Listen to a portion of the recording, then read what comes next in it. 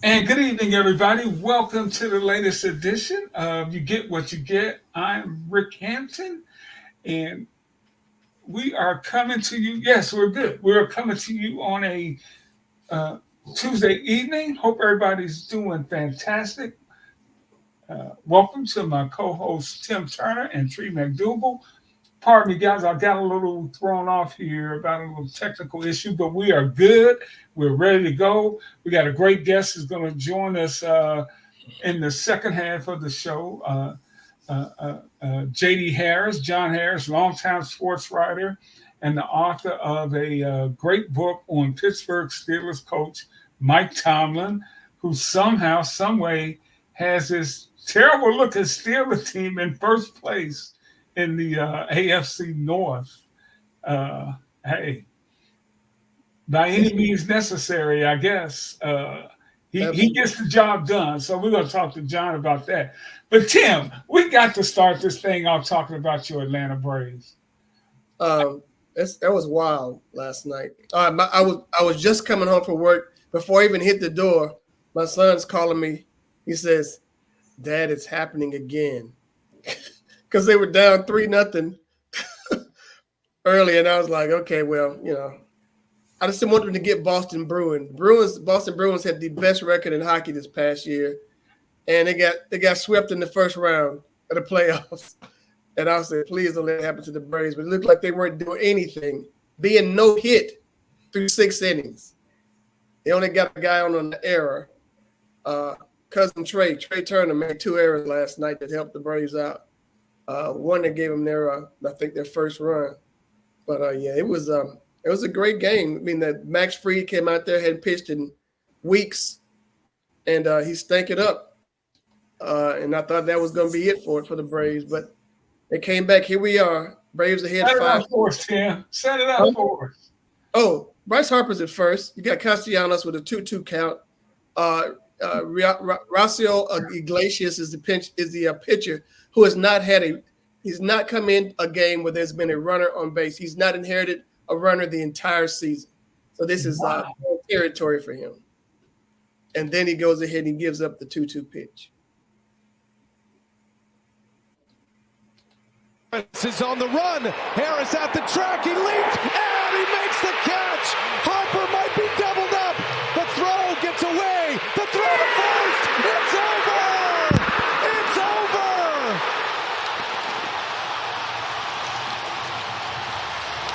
Harper never tagged.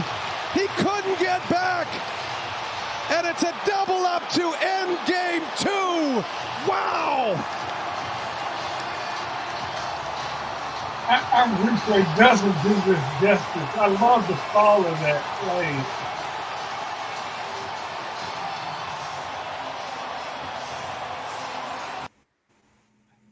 That's pretty awesome. I listen to it. I hate listen to stuff. I have the Major League Baseball at-bat app, and I listen to the Phillies radio broadcast just the eighth and the ninth innings. I listen to it going to work.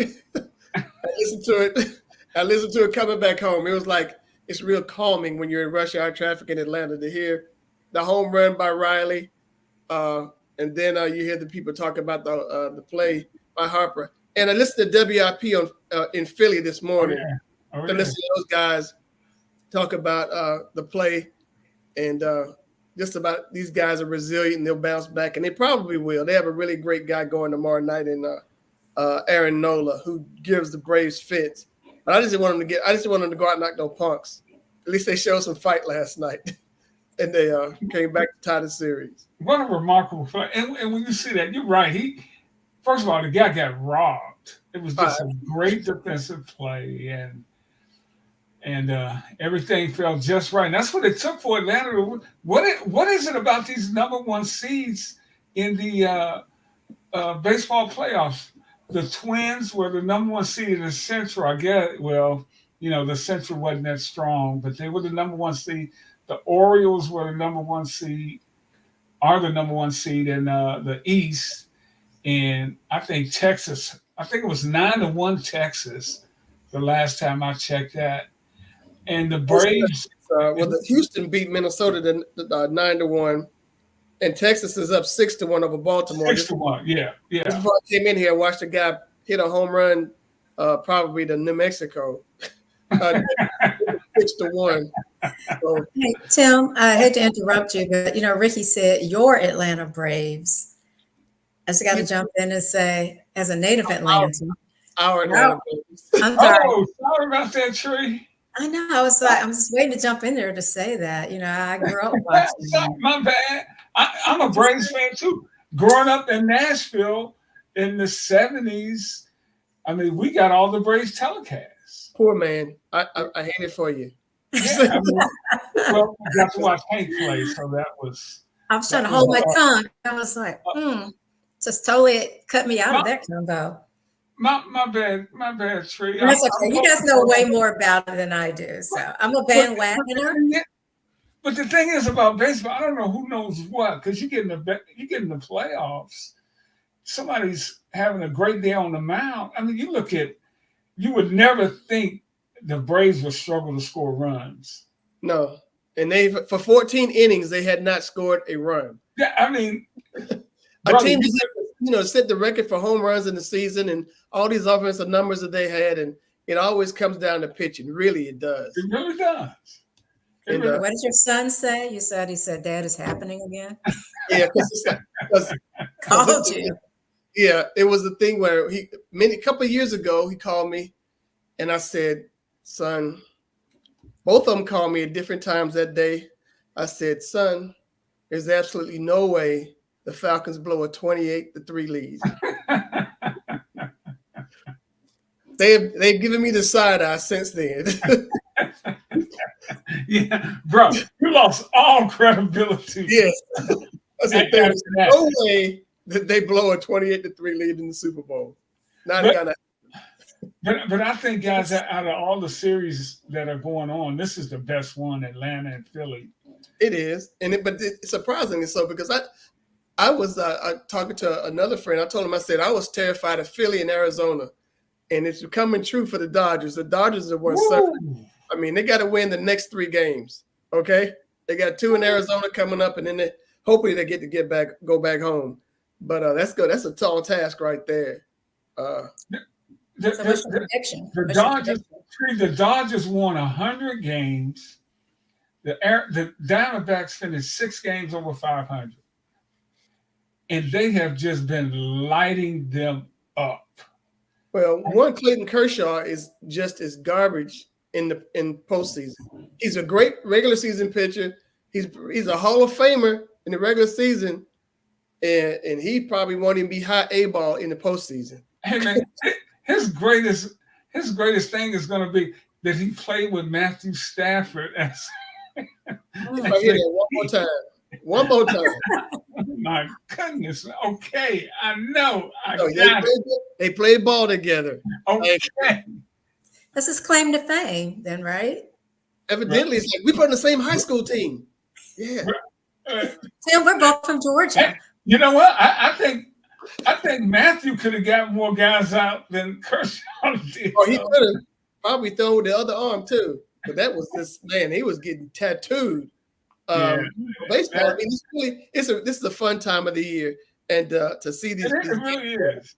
And you root for Dusty Baker, or at least I do. Yeah. I root for Dusty really hard because I think he's a lifer, and he doesn't really get, even with the successes that he's had, he doesn't get to do that he should as one of the greatest managers of all time.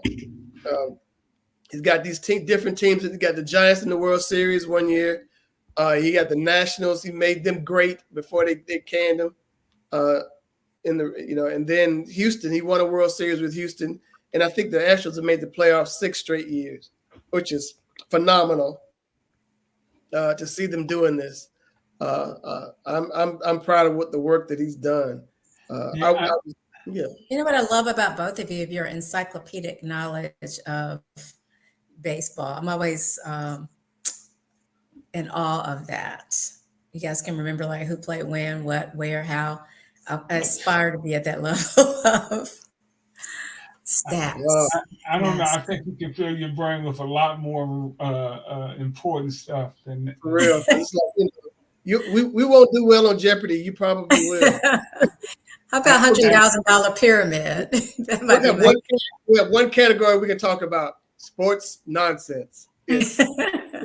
But the matchup I'm hoping to see are the Braves and Astros. I want to see that Dusty against the team he grew up with. Absolutely, and it'll be a rematch because the Braves won the last time they met a couple of years ago in that home run that Soler hit in Houston.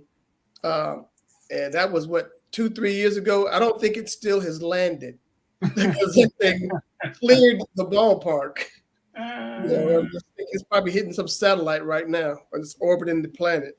But yeah, that was baseball was really good. Football was good this weekend.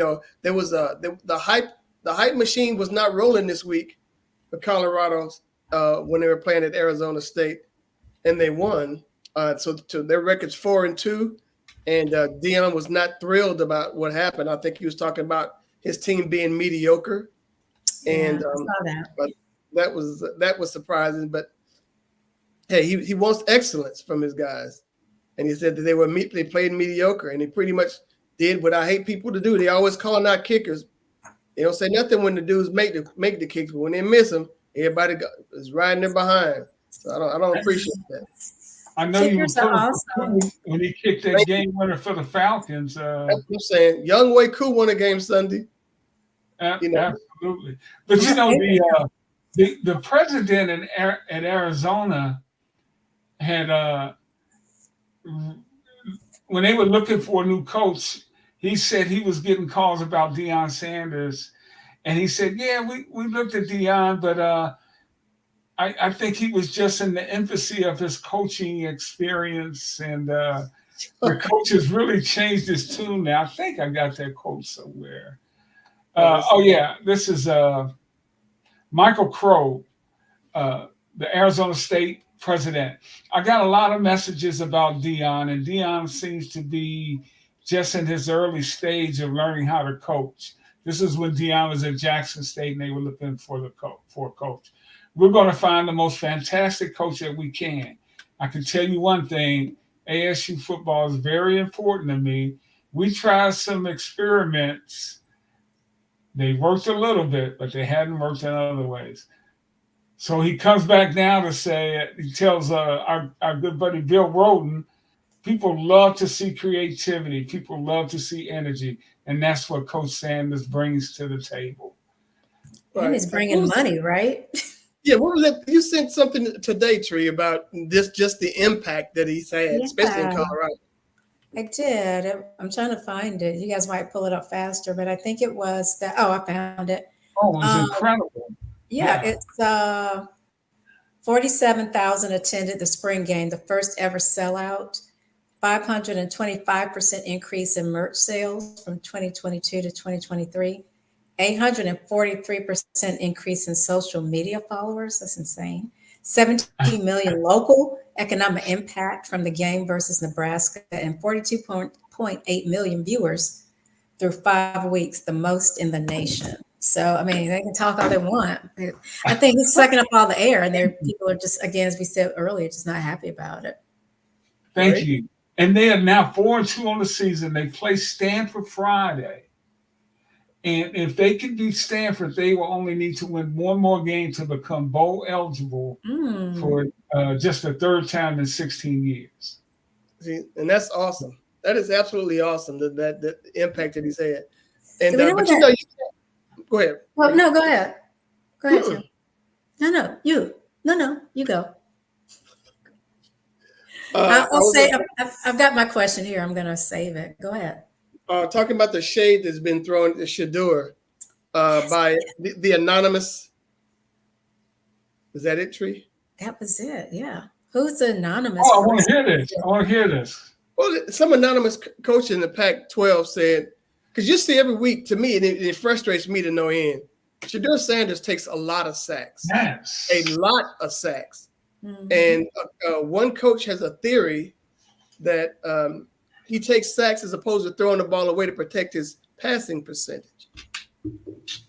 And I'm like, man, if that's kind of selfishness, if that's the case, wow. And why anonymous? Just say it. Just say your piece. You got to hide behind an anonymity. Right. But I was just going to compliment him on this kid's toughness, because he is taking a beating out there, and they need to protect him a little better. He needs to throw that ball away some instead of hanging in there trying to make a play. I mean, his toughness. He ran that ball a couple of times and took a couple of tremendous hits because he didn't want to get down and slide. Right. He tried to run over a couple of guys. We don't need you to do that, man. Just get down. To stay healthy. Yeah. With all the flash and everything, and just like his pop, there's a lot of substance to his game, and there's a lot of substance to Coach Sanders. Yeah. But I see both of you are taking a really paternal and look at Shedeur, like he got to protect his health. And you said we don't need him doing anything. What's this we? When did you become his father? Hey, I'm a fan. Okay. I'm no parent, but I'm just saying, we want to keep him healthy. I don't want anybody to get injured. I would say the same for anybody. That is so I'm true. kind that way, Jim. I'm kind You're that way. kind. I mean, and man, there was some terrible injuries over the weekend. That is the brutal part of that sport that so many people love. Here in Detroit, Emmanuel Mosley, who was with the 49ers last year, cornerback, tore his ACL a year ago Sunday. 2 plays back, tore his other ACL. And is out for the season. And non-contact. I mean, well, there's a lot of that happening. I wonder if people are trying to attribute that to playing on turf, because these guys are blowing out Achilles and knees. Yeah, you wonder about that. We're not going to have that foolishness for the World Cup in a couple of years. Everybody's going to be on grass, but they're going to put still put turf in these fields. But you know what, Tree and Tim, when you look at the financial investment in these athletes, it seems like you would want to protect them at all costs. So if there's even a hint that our turf might be faulty, let's investigate it and try to get the safest surface that you have in there. And we all know it's nothing really safe because of the nature of that game. Right. But it seems to me that it would be grass. I would think so. What's the rationale for doing that? Maintenance. Maintenance. But is there, what else? It shouldn't be cost. They're making a ton of money. Yeah. Yeah, but they want to keep that ton of money. They always trying to cut corners. I remember back in the day. Back in my day. This is a Tim Turner back in my day segment here. Go on. I'm sorry. Go on. The vet in Philadelphia. I had to think of the name of the. Oh my God! The stadium where they had essentially painted green concrete, and this one receiver went out for a pass. His feet slipped from under him, and he blew out both knees because of the turf there in Philly. Yeah. And that is the rarest of rare to have somebody blow out both of their knees, trying to stop. So that just sounds horrible. Oh, absolutely. And painful. You cringe thinking about the pain that he must have been going through. And it was because, hey, they had a horrible surface. I'd been on the floor of the Astrodome when it was still a viable building, and it was no better. You think about it. I look now, seeing Earl Campbell in a wheelchair, and it's like, I think some of that had to do with the pounding that he took playing on all those fields back then were just about where turf fields. Yeah. He played in Cincinnati. I think Cleveland probably was the only grass. When Cincinnati, Pittsburgh, Houston, where that was that division. And so that's 8 games a year, 8 of the 14 games they would play back then on artificial surface. So, I mean, you think about those things. It was really concrete. Right, absolutely was. It was very. That's horrible. It was really kind. Hey, you know, just a quick change of topic here. Marcus Freeman at Notre Dame. That brother got some problems. He about to be one and done. Do tell, Ricky. He got some problems. I mean, they should have beat Ohio State. You know what? You know what happened with that? They had 10 men on the field on the play. Right. That somebody can't count 10 men. You're supposed to have 11 out there, brother. They only had 10 out there on the crucial play in the game. Then they had last second beat Duke. That's not a good look, man. That's not a good look. And then they have Louisville. I know the folks at Notre Dame said Louisville should never beat us in football. Right. Basketball, maybe. Yeah. Never football. Never football. No, you're right.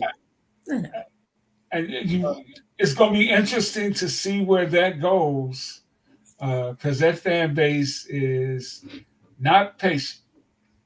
Not at all. Not at all. Well, you know, they stuck around. What was the guy that was being paid $1 million a year, like until the end of time? Charlie Weiss, when he was at Notre Dame.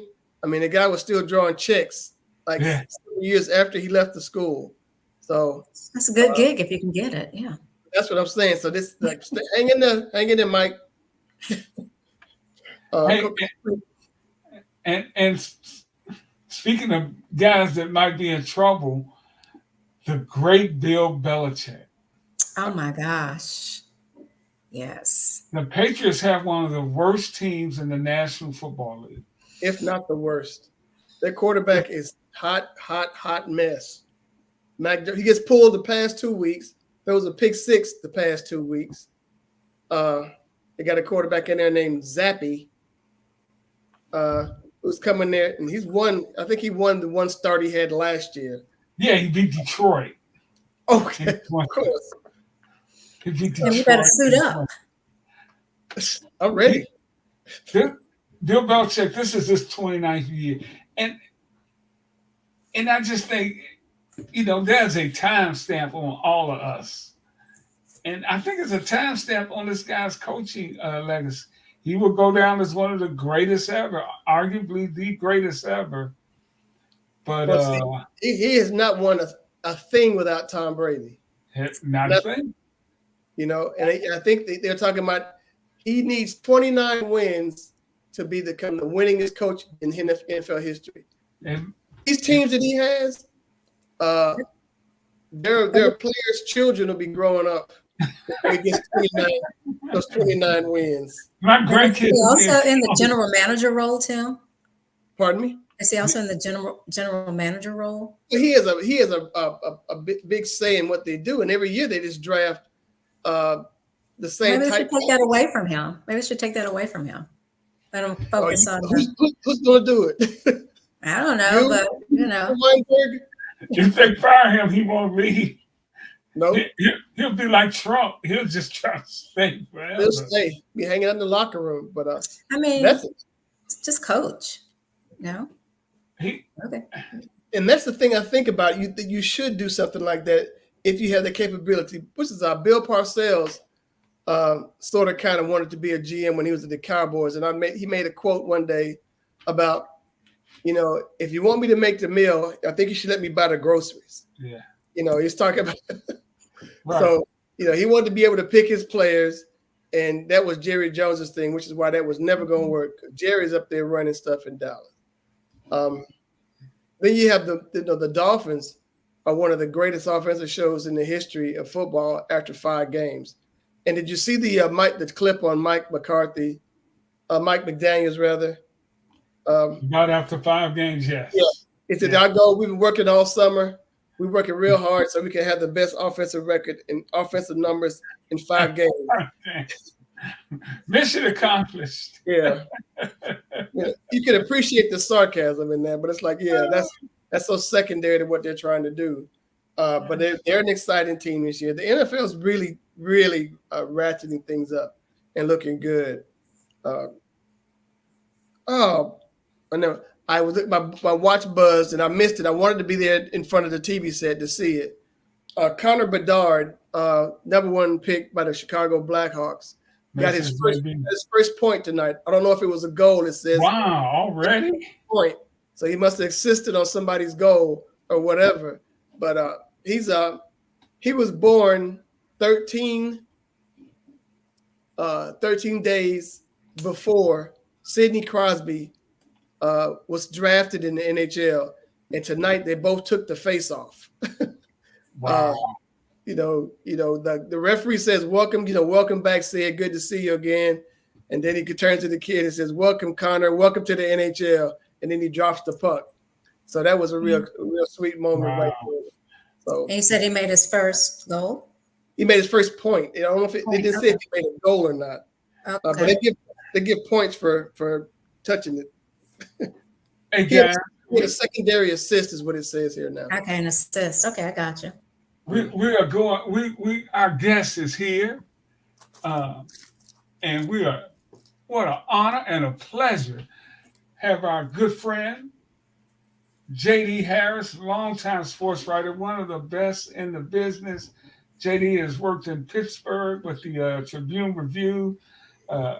In his hometown of Philadelphia with the Philadelphia Inquirer, the Tampa Bay Times, ESPN, and CBS Sportsline. He worked here in Michigan with me with Booth Newspapers, just a tremendous writer and an even greater brother, and the author of a fantastic book that's going to be coming out shortly, Mike Tomlin, The Soul of a Football Coach. JD, welcome, man. You're on with myself, Tree McDougal, and Tim Turner. How's everybody doing? Good. How are you, sir? I'm well. Thank you. Hey, JD, what did you say when you saw that double play last night with the Braves and the Phillies, man? Yeah, I told you before, I'm not a big baseball guy, but I do kind of tune in during the playoffs. So I was rewarded with that. That was special. And that's one of the teams that I have followed, this year is Atlanta, just looking at the makeup of the team and the success they've had over the years. So that was nice to see. You wasn't a Philly fan growing up? Well, growing up, yeah, I was. I mean, I remember back when Dick Allen hit a home run over the center field roof at Connie Mack Stadium, man. So, yeah, I was a big Philly sports fan. I had season tickets to the Eagles and the 700 level when I was in high school. So, yeah, when I was a kid, I loved all that stuff. So Tim, now we know who was starting all them fights up there back in the day. That's what I'm talking about. Yeah. He said Connie Mack Stadium. I said, man, something happened before the vet. Okay. Oh yeah, that was one of those classic old, like 450 to deep center field. It was not. It was it had all these angles. You don't see baseball fields like that anymore. Can't take balls. What was that? First baseball game I ever went to was at Connie Mack. I mean, it was right in the neighborhood, wasn't it, John? Yeah, they ended up folks in the neighborhood burned it down eventually, man. They just burned it down one day. Just burnt the stadium down, man. Yeah. But JD, we wanted to get you in here to talk about your latest project, and you could definitely get you to mention your previous book on Edger and James. But I think this is a fascinating topic. Mike Tomlin, Super Bowl winning coach of the Pittsburgh Steelers, who happens to be in first place at this very moment in the AFC North. Yeah. And I was reading some articles maybe a week or two ago after Steelers loss. There's a lot of people in the Pittsburgh media, at least, that would love to run this guy out of town. But you were telling me that's really nothing new, despite all his success. I mean, he's been like that and one of the reasons why I decided to write the book was I was there when he was hired. I watched it all. I saw it all. I heard it all. I think people forget I was in the media room. So I heard a lot of what was going down. I heard a lot of people's personal feelings about it and thoughts. So he was never the choice of the media. Wasn't the choice of a lot of fans. And that's why I have a lot of respect for the Rooney family, Dan Rooney, who's since passed, and now Art Rooney II. They had already interviewed two minority candidates it was well known that they had interviewed Ron Rivera, who at the time was Chicago Bears defensive coordinator. But they also interviewed another minority candidate who I was not able to find out who it is because apparently he's still in the league. So the Rooneys had basically already satisfied the requirements for the Rooney Rule, which means you had to interview at least one minority candidate for an opening. So Mike Tomlin was like an afterthought. And we get into it with John Wooten, who was really heavily involved with the Rooney Rule, who everybody knows from the Cleveland Summit with Jim Brown. And he had a very close relationship with Dan Rooney, going all the way back to when John Wooten played for the Cleveland Browns in the late 50s. He actually replaced Chuck Noll at guard. Chuck Noll became the Steelers head coach. So there was a relationship between John Wooten, Dan Rooney, Chuck Noll through all the years. And he said that, Mike Tomlin kind of reminded him of Chuck Noll. And he and Dan Rooney had a lot of conversations about it. He asked as a favor if Dan Rooney would go to Minneapolis and just meet with this young coach. Because Dan Rooney didn't know who Mike Tomlin was. And he goes to Minnesota and just blown away and ends up inviting him to Pittsburgh for interviews. So the Rooneys, in spite of the media pressure, fan pressure, they hired who they wanted to hire. It wasn't the popular choice, but that's kind of like who they were. And I get into that a lot in the book. They were a well-known family in the Pittsburgh area, a white family, but had long-standing connections with the Black community in Pittsburgh. So, going all the way back to the Negro League baseball teams that were in Pittsburgh.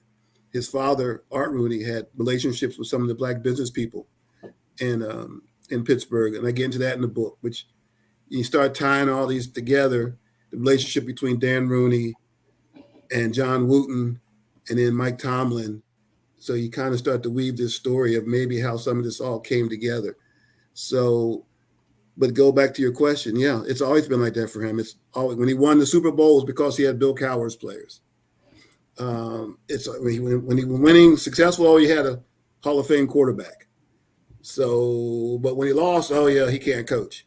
So he's dealt with that the whole time. Now the 17th year, which is pretty remarkable in itself, to be coaching the same team for 17 years.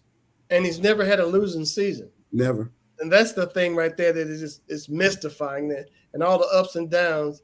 I mean, I'm down here in Atlanta. I don't know what 17 winning seasons looks like, not even consecutively. But this is put them together. So really, yeah. Fans of Pittsburgh are spoiled. I mean, they're not. John, winning doesn't matter to them. Winning's like, well, you haven't won a Super Bowl since 2008. If I'm losing you guys or not. Can you guys hear me? Okay. Yeah, you're good, Tree. Yeah. Go ahead, Tree. But she's locked. She's She's back. You guys are freezing up for me, so I'm not sure if you can hear me. Yes. Yeah. I'm back. You guys left me. I thought you left me. Yeah. But I wanted to ask you, John, about what's your approach to writing about your subjects? I know you've done a couple of books, but what's your approach? Well, the Mike Tomlin book was my first book I wrote about Edgerrin James, Gold Teeth to Gold Jacket. That was easier because I basically just told his story. He just told me his story, and I wrote it and framed it to try to put his personality into it. This book was different because this is a biography. This is not an autobiography. So I had to first decide how I wanted to tell the story. To me, a big part of the story is before he got to the Steelers. It's how I framed it, leading up to. A lot of people don't know. They know about him coaching the Steelers. They don't know about the years he spent as a college coach at VMI and University of Memphis and Arkansas State and University of Cincinnati. And I tell that story. That's where he really learns the foundation in becoming a coach. These were not big Power 5 programs. These were small, mid-major programs where he had the opportunity to do a lot at a young age. He was able to have a lot of responsibility, whether it's recruiting or, special teams. He was a wide receiver coach and he was a defensive back coach. So he was able to learn a lot. So by the time he was 30, he had already had 6-7 years of coaching experience. under his belt. And in many ways was very similar, and I talk about this in the book. His career path is very different from most black coaches, NFL coaches. A lot of NFL coaches who are black were players. They played in the league, that type of thing. Mike Tomlin played William & Mary. He was a very good player. He was the all-time leading receiver at William & Mary, but he didn't make it to the NFL. And he says that was his driving motivation. He wanted to be an NFL player, and he didn't make it. So that's always been his driving motivation for him, as a coach. He wanted to still stay associated with the game. And he just learned a lot, where a lot of black coaches didn't, they were in the league, they got their assistant's job and, maybe climbed it up a little bit. Mike Tomlin's career path was like you see now. You see a lot of coaches now in college, a lot of young coaches in their 30s getting head coaching jobs, mostly white. They came up the ranks, they got a graduate assistant job, head coach took a liking to them, worked with them. That's kind of how it was with Mike Tomlin. And there weren't a lot of black coaches like that who were able to come up the ranks that way, which makes him really different, I think, than a lot of other black coaches. So when he came to Pittsburgh at 34 and people were wondering, well, isn't he too young? Well, he was at Tampa. John Lynch was the safety. The Hall of Fame safety was older than him. That was a veteran team. So he had already dealt with his age as far as, older guys. His thing was, I'm going to be the best coach I can be. I'm going to show you that I can make you better. My age is going to be irrelevant. So that's another one of his motivating things. Is just, if you're good at what you do, they see it and they respond to it. And Rondé Barber, who just went to the Hall of Fame, he had Mike Tomlin put the gold jacket on him, which is very unusual. This is a coach from another team. Tomlin missed a practice to go to that ceremony and put the jacket on him, because that's what Rondé Barber wanted. The next day at the Hall of Fame speech, he talked about Mike Tomlin. And we get into that a lot to the book. He credits Mike Tomlin with his career. I wouldn't be here if it wasn't for him. So the respect, the age was irrelevant after a while. He goes to Minnesota for a year as a defensive coordinator. I think major kudos to Brad Childress, who was the coach who hired him. I give him a lot of respect. He was a great interview, provided a lot of insight in the book. He took a chance on this young kid. He said, I need somebody to run my defense. And I just kind of turned it over to Mike Tomlin. And then when the Steelers came the next year interviewing him, he gave him a glowing recommendation. This guy can lead your team, your veteran team. Just give him a chance. Hey, JD, and I think I may know the answers for our viewers out there. The success he has had in Pittsburgh. The NFL is such a copycat league. I mean, they bring in this young, outstanding black coach. They win a Super Bowl, but that didn't really translate into other teams, looking at more black coaches. And we had the Rooney Rule. What are your thoughts on why that didn't really and hasn't really occurred? Well, first I'll answer the first part. One coach was kind of hired because of him. Raheem Morris went to Tampa Bay. Raheem Morris was at Tampa Bay with Mike Tomlin. And I think that probably had a lot to do with it at the time, that they were familiar with him. The two of them were together. They felt like, okay, maybe we have another Mike Tomlin here. They just didn't give him enough time. He won, I think, 10 games his first year. They struggled. They were rebuilding, though. And they just, that was the thing. Mike Tomlin has never had a losing season, but he had some 8-8 years. But the Rooneys never gave up on him. Where in Tampa Bay, he had a year, Raheem had a down year, and that was it. And he's never gotten another chance to be a head coach since then. He's been in, apparently did an excellent job in Atlanta. He's with the Rams now and has not gotten that opportunity. To answer your second question, it's very simplistic, but really when Dan Rooney died, and also when he became the ambassador to Ireland, thanks to President Obama, the league lost, the ownership voice was lost. Dan Rooney was just passionate about it. He led by example when he hired Mike Tomlin. He just wanted to see equality. And it's really simplistic. The Rooney Rule is fine, but you got to have another owner or owners who are going to get behind it and be passionate about it. And there's no owner out there like that. And it's really that simplistic. I think the Rooney Rule's done a lot. I mean, there's been a lot of, you have 8 black general managers now. You have people in positions that you never had before, but the head coach position, there's something about that head coach. You have black quarterbacks, but there's something about that head coaching position, that leadership position, that face of the franchise, that owners just can't, they just can't swallow that. I mean, to your point, you said that, there used to be no black quarterbacks. And so do you think, and you see the tide kind of changing now, so do you think there will be more black head coaches, or still just kind of like, this is it? No. I don't. I mean, talking to John Wooten, he thought there would be 2 or 3 black head coaches hired this past year, and there was only one. And you look at the job that Steve Wilkes is doing with the 49ers now as a defensive coordinator. He should have gotten that Carolina job. I don't know how you explain this guy basically turned that organization around, and now you go back to they haven't won a game yet, right? But this new coach. Right. So why do you go from that to a guy who had kind of won over the locker room and had them to nothing? And, I don't hear the media, the media has to take responsibility for a lot of this too. Why don't I hear anything from that? Why don't I hear people writing, okay, why did you not hire Steve Wilkes? This guy's 0-5.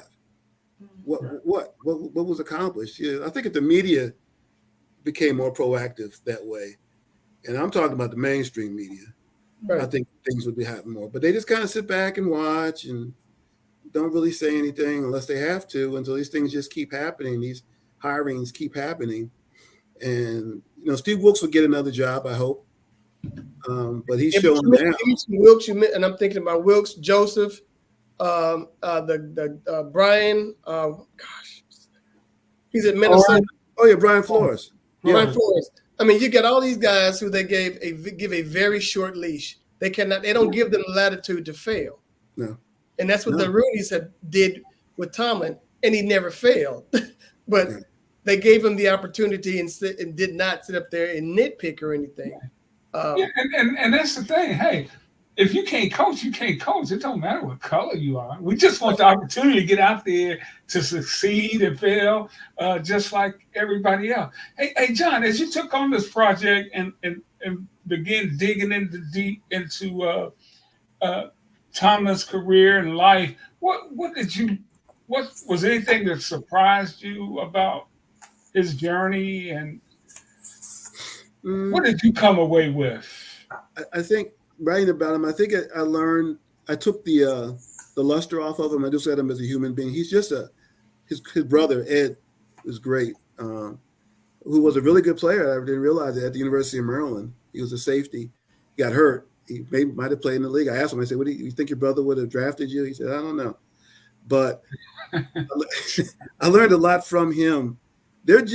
Mike Tomlin is just a regular guy. As his brother put it, he's just a gym teacher. He's a coach. That's what he is. He's very simplistic. He's not fancy. He's just a guy who loves coaching football. A family guy who cares very deeply about his players. It's really, really important to him. So to say what I learned is just that he's a regular guy, and he's very happy with that. He doesn't need my pat on the back, your pat on the back, anybody. And if he doesn't get a pat on the back, he doesn't really care, because he's not coaching for a pat on the back. He's coaching because he loves it. He wants to develop these guys, as players as well as men. He has a very unique relationship with his players, communication-wise. He has this thing that we talk about in the introduction of the book, where in the morning, he has a cup of coffee and he kind of walks around the facility and watches as the players come in. And he notices they all have styles and idiosyncrasies about what they do in the morning. And he's able to tell through the things that they do, if there's a day when the guy doesn't do that, maybe it's an indicator that maybe something's going on. So he's very aware of his players. It's not just you bring a guy in for a meeting when you would tell him because he's giving up too many sacks or he's fumbling the ball. He said, hey, it's not a two-way street. He said, they may not want an intimate relationship. But I'm there if they are. They know that he truly cares about them as men. It doesn't hurt that he's black, and the majority of players in the NFL are black, so he is very relatable that way. Yeah. Think he gets tired of being compared to Omar Epps? I just wrote that on a piece of paper. Everybody says that. Yeah, everybody says. Think he gets tired of that? That's all I heard. But I remember when I first, I started following him. He definitely has a very, and I think that's why. And I'm hopeful there'll be a lot of people that'll read this book, a lot of people that look like us, because I think he's very relatable. I know I talked to people about church about it, a lot of women who are like, oh, that's really like them. They're not football fans necessarily. They're not Steeler fans necessarily. They're Mike Tomlin fans. He's relatable to a lot of people in the black community, just somebody they see out there and they're curious about him. And I'm hoping this book can, remove some of that curiosity and learn a lot more about him as a person, as a coach, how he got to where he is now. We spend half the book is how he got to Pittsburgh, and the second half is his time in Pittsburgh. And the time in Pittsburgh is very unusual. A lot of ups and downs. Ben Roethlisberger, the quarterback, 2 years in a row, had sexual assault charges. Tomlin had to deal with that. When he took the job, Ben Roethlisberger had a lunch with him and told him that, hey, the guys didn't really want you. They wanted Ken Wisenhunt or Russ Grimm. I remember. You have to earn their trust. Imagine that, right? Right. Antonio Brown, need I say more? Yes. Great receiver, but a lot of stuff. Le'Veon Bell. He dealt with a lot. Robert Shazier, who everybody thought was paralyzed out on the field that game against Cincinnati. Right. He dealt with a lot of things that I don't know if a lot of other coaches could have dealt with, besides just the X's and O's. Well, how much time did you spend with him? Because I'm harkening back to the number of times I've seen him on television. I don't think I've ever seen him smile. Well, he's not. He didn't give me interviews. I didn't talk to him. There's a lot of Mike Tomlin quotes. Yeah. Thank God for his brother, who is a Mike Tomlin twin. He talks just like him, looks just like him.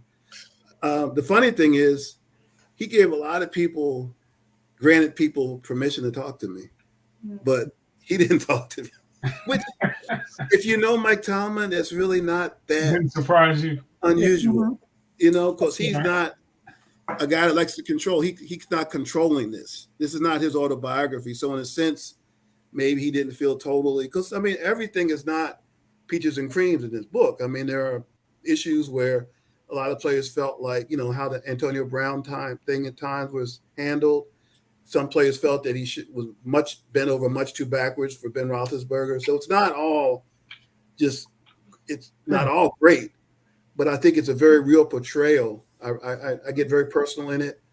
I talk about it as a black reporter, not many black reporters there, mostly white media, how he's dealt with that, my observations of that.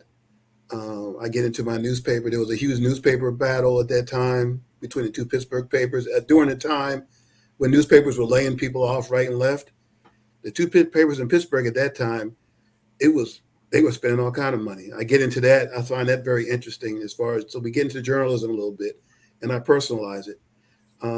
So there's a lot of different, and I just tell everybody, the Rooney Rule chapter is, you got to read it because there's so much. We go back to Johnny Cochran. Johnny Cochran, who basically started the Rooney Rule with Cyrus Meary. Johnny Cochran passed away. Cyrus Meary kind of took the mantle, and Cyrus Meary was great in the book. He provided a lot of insight. So there's a lot of good stories. It's Mike Tomlin's story, but there's a lot of good stories. I just think about the NFL. And the thing I've learned about the NFL is just about people and relationships. Mm-hmm. People getting hired, nepotism, right? All the different things. We touch on all of those things in this book. And that's pretty much, I think I try to personalize the NFL. I think that's what I did. So you called out Josh McDaniels for getting 27 different jobs, right? Yeah. And the percentage, it's amazing. It's 80% or higher of either there's some relationship there. There's some familial relationship, whether it's a son, a brother, a nephew, a cousin. It's huge in the NFL. Yeah. That's another reason why maybe you don't see as many black coaches. Hey, JD, when is Bill the book? Belichick's son is a defensive coordinator in New England, so yeah. When is the book dropping? And talk to us and tell us quickly about your project with Edgerrin James and Ed? where our viewers can pick it up. Yeah. The book official release date is November 21st. It's available. It's been available for pre-sale on Amazon. You can order it now, but it'll be available in stores on the 21st of November. Really excited about it. Hope to get out and about different parts of the country. I'd like to get to Virginia, where he's from and where he went to school, and Pittsburgh, of course, Tampa, where he coached, and also in Dallas. I live in Texas, so also in Dallas, where, John Wooten, and then we get into John Wooten's an amazing guy, was a former a player agent who had 7 first-round draft picks in 1973 draft. Had a lot to do with those Super Bowl teams in Dallas, stuff you never hear about from the media, but you hear about it in the book. Who John Wooten, very important, who I believe should be in the Hall of Fame for everything that he's done. So do you have your next book in mind? You don't have to say who if you're not ready, but I was just curious. I'm thinking about maybe shifting gears. I have a basketball book idea, something I'd started a long time ago, and I don't think I had the same focus and discipline I had 20 years ago. And I'm going to pick it up. It was about kind of the NBA was going through some changes, not necessarily for the good. And now you look at it, I see now there are a lot of players. I forgot the guy. He played at Duke. He was like the number 2 pick. And he just did a social media post where he now is going to play in Europe. And he's explaining the reasons why he's going to play in Europe, about the dissatisfaction with the league, the NBA, where it's going. And apparently there's quite a few players who are good enough to play in the league who are now choosing to play in Europe. So it kind of falls back to what I started out 20 years ago, what happened, and we just continue. The international influx of players now, it's just taking over. Though the NBA is very much different. So I'm thinking about going in that direction with my next book. As far as Edgerrin James, from Gold Teeth to Gold Jacket, and an interesting note, his son, Eden, is a sophomore at Howard. Ran for, I think, 176 yards last week at Northwestern. They almost beat Northwestern. They lost by a point, right? Yeah, they came back. They were down. They came back. Yeah. So he's really developing nicely. He's not as big as his dad, but Edgerrin is a fascinating guy, unbelievable businessman who, when he came out, you think about running backs now, the contracts are not able to get. I mean, he signed like a $50 million contract 20 years ago. And I think at the time, his first year, he made more money in that first year than any rookie had ever made up to that point. More than Peyton Manning, more than any rookie ever in his first year. Just an amazing way. And he didn't have an agent at first. He ended up with Lee Steinberg after he was drafted and negotiated a deal where he paid Lee Steinberg less than 1% for fees. And one of a kind type player, went to the Colts, and immediately they went from 3-13 to 13-3. And he had a huge role in that. The book's also available on Amazon, From Gold Teeth to Gold Jacket. Hey, you can buy them both for Christmas gifts. And Tomlin, Soul Football Coach, get them both. Absolutely, John. I'm so excited for you, man. You've been a tremendous journalist. I ain't gonna say all these years. Too many years. It's been a great one. Hey, I've never felt better, man. I've never felt better. I feel good. I feel like I'm just hitting my stride. Hey, we got to get out of here, but I can't let you go without mentioning this. It had to be 25 years ago. You were talking about analytics in the National Basketball Association. You were the first guy I ever heard talk about that. I think it was Tendex. Tendex, Tendex. Yeah. You and some other guy. Tell our viewers about that quickly. You've mentioned that before. Tendex was developed by Dave Herron Heeren, a guy, a former sports writer who I met when I reviewed one of his books when I was in St. Petersburg. And we just kind of developed a connection. We did draft reports for a while. And he's not really doing it. He now writes very, very spiritual books, religious books. But he did a book I'd recommend. I think it's available. He did the 75th. He did the 75 top players according to Tendex. He wrote a book celebrating the 75th anniversary. I think it was 2 years ago. If you look up Dave Heeren, you can find it, Heeren.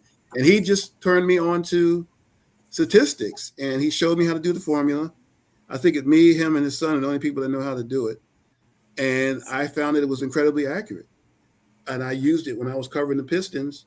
I would use it. I had stats on all the players, and I would follow them, and I would convince. I always got Will Robinson to get the Pistons to use it.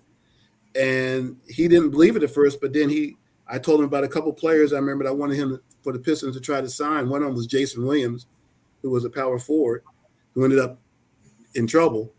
And he didn't get it, but he was a very underrated player, but his Tendex rating was extremely high. And he ended up being a very good player. This was before he hit that, but the Tendex doesn't go off of scoring averages. It goes off of your 3-digit number. It's like, it's the way baseball has changed. Baseball has changed the same way, where now baseball is all about analytics, right? It used to just be a batting average. Now they got all kind of stats. I don't even know what half of them are anymore. But basketball still has not. They have a lot of analytics, but no one has broken it down the way he did. And still to this day, if I could find somebody, get somebody behind the sponsor, I could do the draft report.